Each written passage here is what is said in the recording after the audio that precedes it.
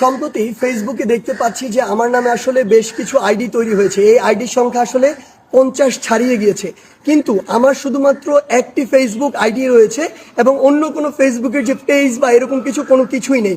অর্থাৎ আমি এখন এই মুহূর্তে যে আইডিটিতে লাইভ করছি এটি আমার একমাত্র ফেসবুক আইডি, অন্য কোনো আইডি বা পেজ আমার নেই। আমি দেখছি যে বিভিন্ন মিডিয়ার ভাই বোনেরা তাদের যে মিডিয়ার যে বিভিন্ন পেজ রয়েছে কিংবা আইডি রয়েছে সেগুলোতে আমার নাম মেনশন করে ওই আইডিগুলোর মিথ্যা কিছু বিভ্রান্ত তথ্য ছড়াচ্ছেন।